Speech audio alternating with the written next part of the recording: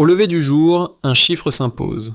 2,4 milliards détournés de l'aide classique vers un crédit agricole entièrement burkinabé. Un second chiffre suit presque en contradiction. 1 million de familles rurales qui, au lieu d'attendre des dons, deviennent cofinancières de leur propre récolte future. Que révèle vraiment cette bascule et pourquoi devrait-elle concerner quiconque s'intéresse à l'avenir du Sahel, alors qu'Ibrahim Traoré en assume le pari politique? Entre dépendance organisée et autonomie risquée, une frontière économique se déplace sous nos yeux, plus vite qu'on ne l'admet. Voici une transition liée à le Burkina Faso, avance désormais avec une promesse explicite. Cette promesse ouvre un accès direct et stable au crédit agricole local, un avantage conçu pour sécuriser les décisions et réduire la dépendance. En replaçant la responsabilité financière entre les mains des familles rurales, le pays établit un cadre dans lequel chaque prêt devient un investissement traçable, plutôt qu'un geste humanitaire éphémère. Voici une transition liée à Micro-Hook, voici une transition liée à ce pari redéfini les enjeux, voici une transition liée à les stakes sont donc doubles, le mini-révélateur apparaît d'emblée. En réorientant 2,4 milliards de dollars, le Burkina Faso n'a pas seulement changé une ligne budgétaire, il a déplacé le centre de gravité de son économie rurale. Et ce déplacement, encore discret pour certains observateurs, agit déjà comme un levier structurel dont les premiers effets se lisent dans les villages pilotes. Pour comprendre cette mutation, il faut suivre la chaîne des causes. La décision de rompre avec l'aide extérieure classique ouvre d'abord une brèche, celle où un financement national devient la source unique des investissements agricoles. Cette bascule modifie la perception des agriculteurs qui passent du statut de bénéficiaire à celui d'acteur redevable. Une fois cette dynamique enclenchée, les prêts distribués à 1 million de familles imposent un rythme nouveau. Chaque achat de semences, chaque installation d'irrigation ou de pompe solaire reconfigure les capacités productives des exploitations. Puis lorsque les rendements s'améliorent, les villages commencent à réduire leur dépendance aux importations alimentaires, ce qui allège la pression sur les dépenses publiques. Dans cette séquence, Ibrahim Traoré occupe une position charnière. Il ne s'agit pas seulement de redistribuer des fonds, mais de reconstruire la confiance dans un État longtemps perçu comme dépendant des bailleurs internationaux. Son pari repose sur un enchaînement précis. Financer, produire, rembourser, réinvestir. Chaque maillon doit fonctionner pour que le modèle reste crédible. Cette logique causale prend encore plus d'importance lorsque les infrastructures entrent en scène. Les 50 000 forages et les 10 000 pompes solaires créent un socle matériel qui soutient le crédit agricole. Ensuite, les centres de stockage éliminent une partie des pertes post-récolte, stabilisant les revenus et réduisant les risques de défaut de paiement. Ainsi, ce qui semblait n'être qu'un programme de crédit devient un système complet où l'économie rurale, la souveraineté alimentaire et la confiance institutionnelle s'emboîtent pour former une trajectoire différente pour le Sahel. Le guide de cette transformation n'est pas un personnage abstrait, mais un ensemble de rôles que les communautés rurales se réapproprient progressivement. Celui de l'agriculteur responsable, de la coopérative garante et du village devenu unité économique cohérente.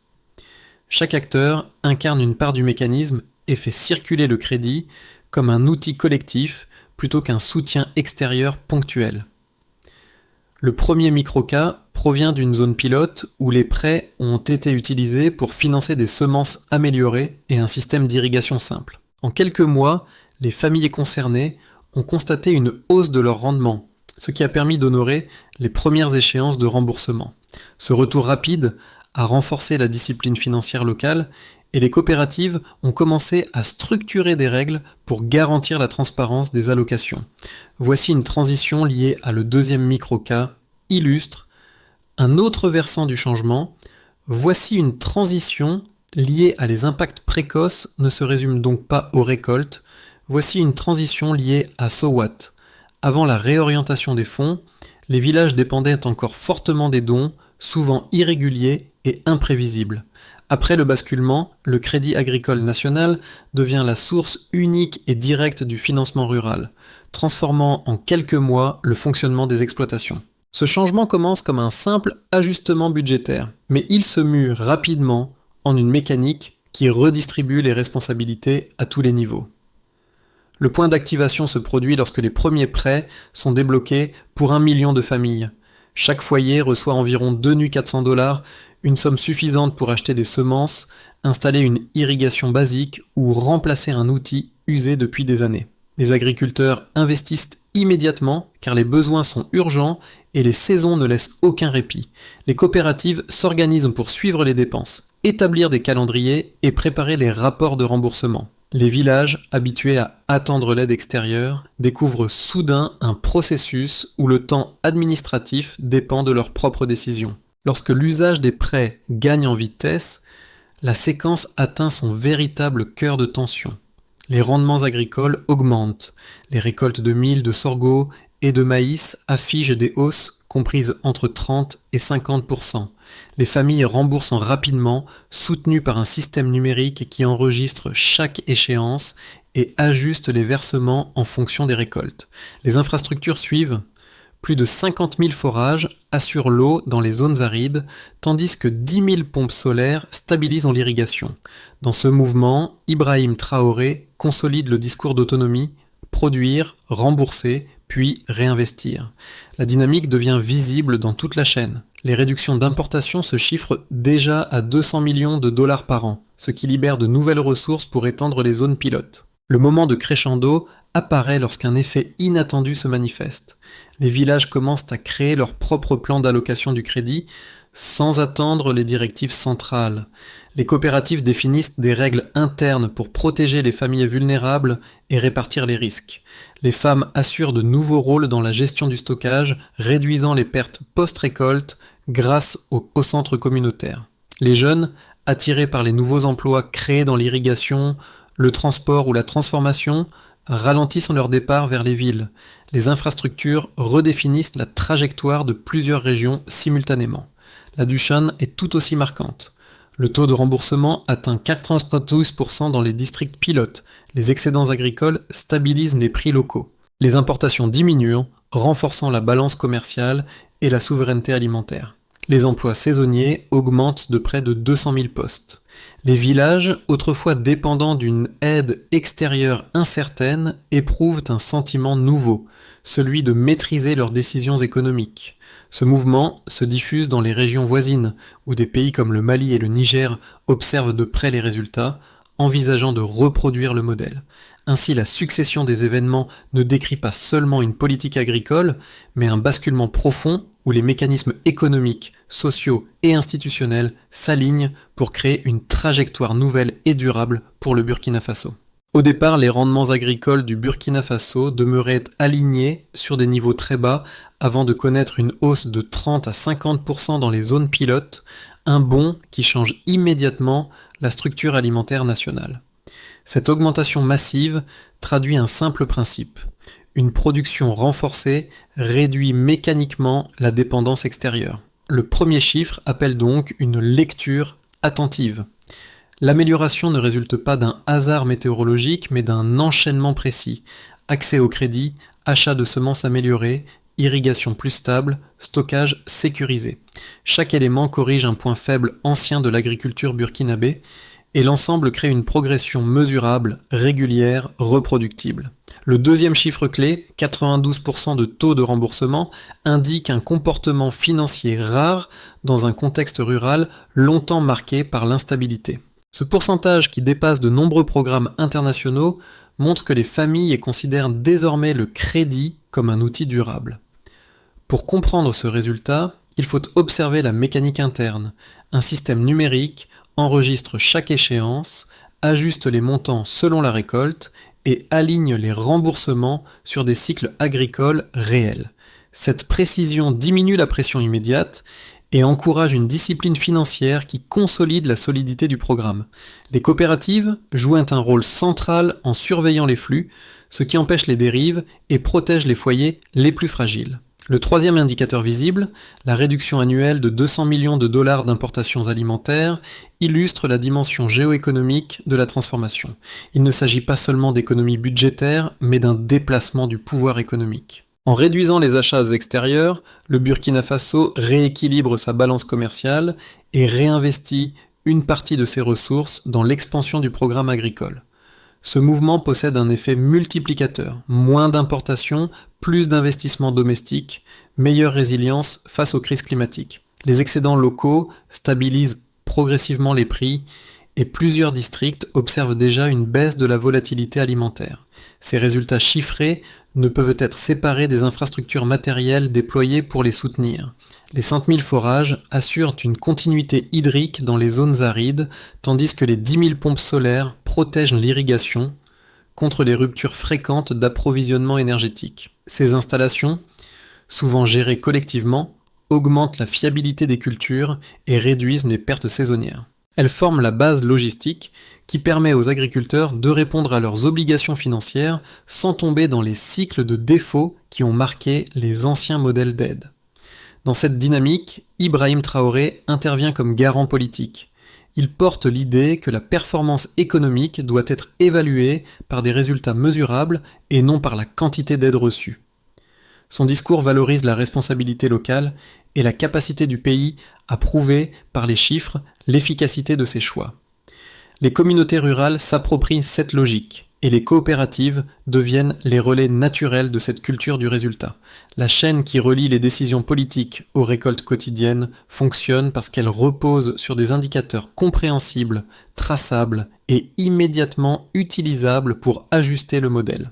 Ainsi, les données issues des districts pilotes montrent que la transition du Burkina Faso dépasse le simple cadre agricole. Elle redéfinit les relations économiques internes, consolide la souveraineté alimentaire et prouve que la gestion locale du crédit peut rivaliser avec les programmes internationaux quand elle s'appuie sur des chiffres solides et un dispositif institutionnel cohérent. Voici une transition liée à les partisans du modèle burkinabé avancent un argument structuré.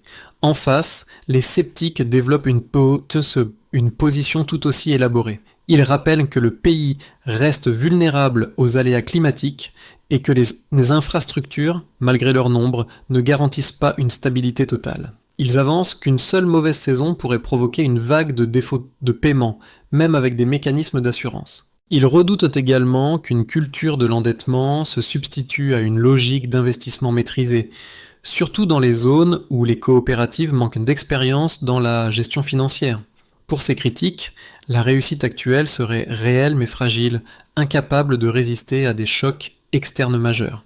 La réponse, dans la logique du programme, s'appuie sur les données observées. Le taux de remboursement de 92% est obtenu dans des districts déjà confrontés à des variations climatiques, ce qui montre que le système d'ajustement numérique réduit effectivement la pression sur les agriculteurs en adaptant les échéances à la réalité des récoltes. De plus, les infrastructures, forages, pompes solaires, centres de stockage, atténuent déjà plusieurs sources d'instabilité. Ces éléments suggèrent que la robustesse du modèle tient moins à la disparition totale des risques qu'à sa capacité à les absorber progressivement. Le débat reste ouvert, mais les résultats actuels indiquent qu'une trajectoire durable est possible lorsque les mécanismes locaux sont solidement construits. À ce stade, l'initiative burkinabé cesse d'être perçue comme un programme agricole isolé pour devenir un signal politique majeur. La bascule intervient lorsque les premiers résultats, rendements en hausse, remboursements réguliers et infrastructures fonctionnelles, se combinent pour produire une dynamique difficile à ignorer. Le système, pensé au départ comme un levier économique, agit désormais comme une démonstration de souveraineté dans une région longtemps dépendante des flux extérieurs. Cette inflexion modifie aussi la place d'Ibrahim Traoré, dont le rôle prend une dimension plus stratégique. Il ne s'agit plus seulement d'impulser un modèle national, mais de montrer qu'un pays du Sahel peut transformer une aide étrangère en un mécanisme autonome, réplicable et politiquement structurant. La marche engagée dépasse ainsi la seule question des cultures. Elle redéfinit la façon dont l'État interagit avec les agriculteurs, les coopératives et les partenaires extérieurs. Ce midpoint révèle alors un enjeu nouveau. La question n'est plus de savoir si le modèle fonctionne, mais s'il peut tenir face aux pressions futures, climatiques, financières ou géopolitiques.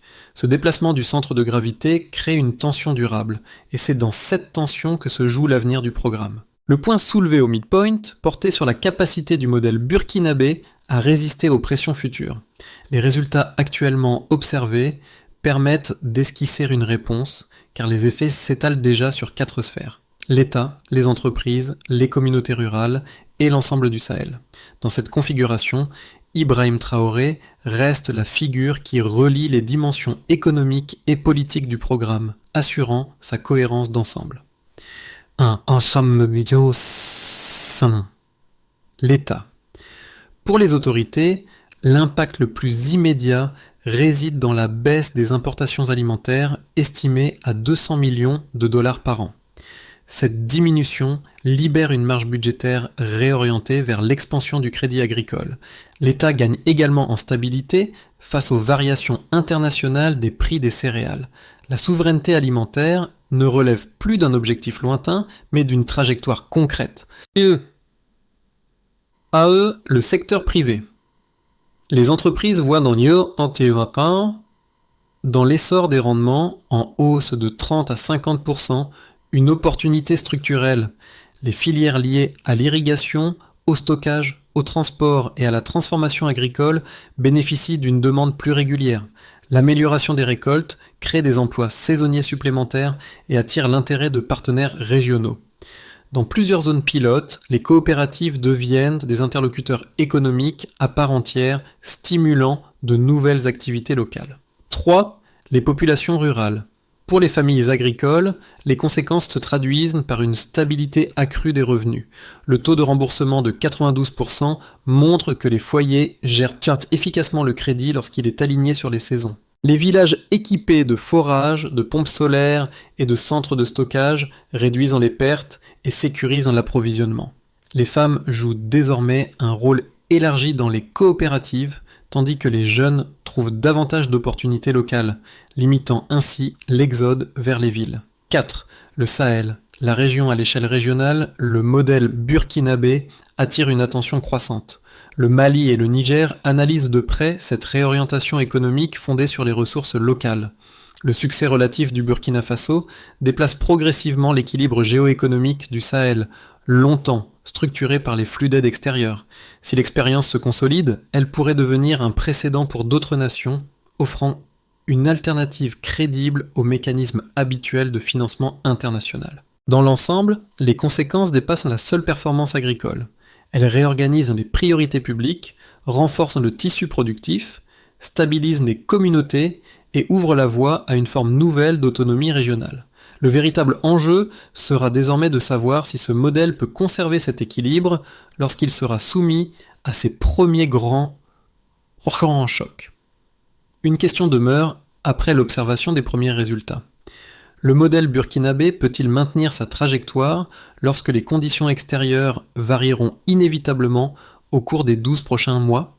Cette interrogation ouvre 3 scénarios distincts, chacun révélant un chemin plausible pour le pays. 1. Scénario de base, la continuité maîtrisée. Dans l'hypothèse centrale, le pays poursuit les tendances visibles. Rendement agricole en hausse, remboursement régulier et stabilité des infrastructures hydriques et solaires. Les coopératives consolident leurs mécanismes internes, ce qui améliore la discipline collective. Les revenus agricoles progressent de manière régulière, permettant d'élargir les zones pilotes à un rythme contrôlé. L'État renforce ainsi sa souveraineté alimentaire tout en stabilisant les flux financiers liés au crédit. Le modèle se développe sans rupture, mais sans accélération spectaculaire. 2. Scénario optimiste, l'expansion régionale. Dans ce scénario, les performances actuelles déclenchent un effet d'entraînement dans plusieurs pays voisins, notamment au Mali et au Niger. Les résultats du Burkina Faso servent de preuve que la dépendance à l'aide extérieure n'est pas une fatalité. Le pays devient alors un pôle d'apprentissage et d'expérimentation pour la région du Sahel. Les coopératives locales gagnent en expertise administrative, ce qui réduit davantage les risques de défaut dans les zones rurales. L'infrastructure existante, forages, pompes solaires, centres de stockage, atteint un niveau de fiabilité qui permet des expansions plus ambitieuses. 3. Scénario pessimiste, la contrainte climatique.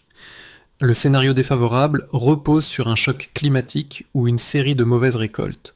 Même avec un système d'ajustement numérique, certaines familles pourraient rencontrer des difficultés de remboursement, créant une pression sur les coopératives et sur l'État.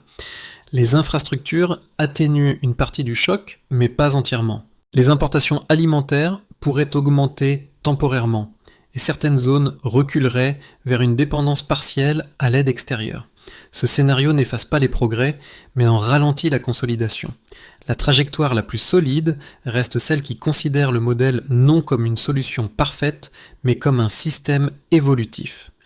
Penser en termes de résilience, absorber, corriger, réinvestir, offre au pays la meilleure chance de transformer l'expérience actuelle en un cadre durable, même si les 12 prochains mois comportent des risques. Ce que révèle l'expérience burkinabé dépasse la simple question des récoltes ou des taux de remboursement. Elle interroge la manière dont chacun d'entre nous perçoit la valeur de l'autonomie et le rôle de la responsabilité locale. Pour certains, l'histoire parle d'économie. Pour d'autres, elle parle de dignité. Et pour beaucoup, elle soulève une réflexion plus large sur ce que signifie bâtir un futur maîtrisé plutôt qu'attendu. Pour le lecteur intéressé par les dynamiques sociales, la transformation des villages burkinabés offre un miroir instructif. Les familles passent d'une logique de dépendance à une logique d'action, et cette transition touche autant la répartition des responsabilités que l'organisation du travail. Les femmes, notamment, accèdent à des rôles élargis dans les coopératives, ce qui redéfinit les équilibres internes. Cette redistribution du pouvoir montre qu'un changement économique peut aussi faire évoluer des structures sociales ancrées depuis longtemps. Pour ceux qui observent le modèle sous l'angle géopolitique, le mouvement burkinabé constitue un indice précieux. Il montre qu'un pays peut redéfinir sa relation à l'aide extérieure, non pas en la refusant, mais en la reconfigurant pour en faire un levier national. Cette tentative, suivie avec attention par le Mali et le Niger, met en lumière un débat essentiel. La souveraineté peut-elle émerger d'un mécanisme conçu au plus près des besoins locaux ? 2 suggestions peuvent accompagner cette réflexion. La première consiste à regarder l'expérience non comme une exception, mais comme une possibilité. D'autres contextes pourraient s'en inspirer. La seconde est plus personnelle. Considérer que l'autonomie n'est pas qu'un principe abstrait, mais un processus construit pas à pas, souvent à partir d'initiatives modestes. Pour qu'un modèle fondé sur le crédit agricole reste durable, il doit s'appuyer sur une feuille de route précise, capable d'absorber les aléas, tout en renforçant la cohérence institutionnelle. Cette trajectoire, portée politiquement par Ibrahim Traoré, s'articule autour de 4 étapes opérationnelles, chacune adossée à un indicateur mesurable. 1. Stabiliser les infrastructures critiques. Les forages, les pompes solaires et les centres de stockage doivent rester pleinement fonctionnels. Les coopératives assurent un suivi hebdomadaire afin de repérer rapidement toute panne. La mesure principale est simple. Taux de disponibilité des équipements vérifié chaque mois. Une infrastructure stable garantit des rendements stables. 2.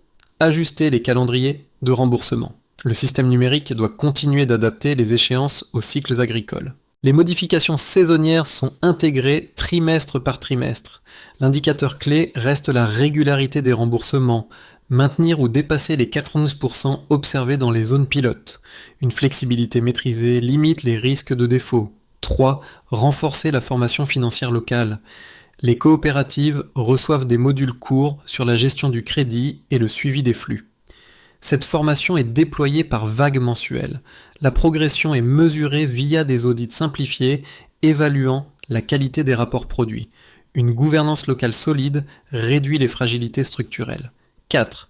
Étendre le modèle par cercle progressif. L'expansion ne doit pas être simultanée, mais séquencée. Chaque nouvelle zone n'est ouverte que lorsque les indicateurs des zones précédentes se stabilisent. Le critère de validation est double. Rendement maîtrisé et délai de remboursement respecté. Cette expansion graduelle évite les surcharges administratives. En articulant ces étapes courtes et mesurables, le programme transforme une réussite initiale en une structure capable de durer même sous tension. La feuille de route répond ainsi à la question laissée en suspens dans le scénario P10. Un modèle n'est soutenable que s'il sait s'adapter aussi vite qu'il progresse. Dans les villages pilotes où les coopératives ont redéfini la répartition des responsabilités, la transformation engagée prend désormais une dimension plus intime. On y retrouve les mêmes femmes qui, quelques mois plus tôt, découvraient le fonctionnement du crédit agricole. Elles organisent aujourd'hui les flux de stockage et veillent à la régularité des remboursements. On y retrouve aussi les jeunes, d'abord hésitants, puis attirés par les nouvelles activités créées autour de l'irrigation ou du transport. Ces scènes, simples en apparence, racontent pourtant un mouvement plus profond, celui d'une société qui apprend à se tenir debout sans attendre l'impulsion extérieure. Dans cette trajectoire, Ibrahim Traoré occupe une place visible mais non centrale. Il impulse, mais ce sont les foyers, les coopératives et les villages qui portent désormais le poids du modèle. Cette redistribution silencieuse donne au programme une force que ne possèdent pas les transformations imposées d'en haut. Elle rappelle que la souveraineté n'est jamais une proclamation, mais une accumulation de gestes quotidiens. La dignité pousse avec les récoltes. L'histoire du Burkina Faso montre qu'une transformation peut naître d'un geste simple. Décider que les ressources locales valent davantage qu'un flux d'aide imposé de l'extérieur.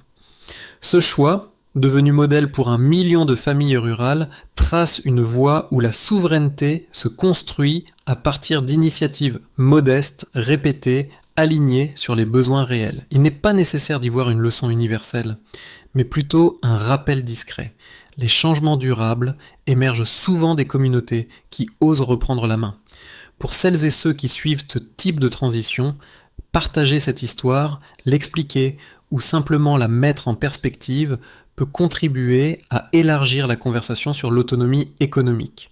Les expériences locales, lorsqu'elles sont racontées, nourrissent d'autres imaginaires et ouvrent des pistes de réflexion dans des contextes très différents. Si ce modèle vous interpelle ou suscite une curiosité nouvelle, vous pouvez en discuter, transmettre la vidéo ou simplement proposer ce débat autour de vous.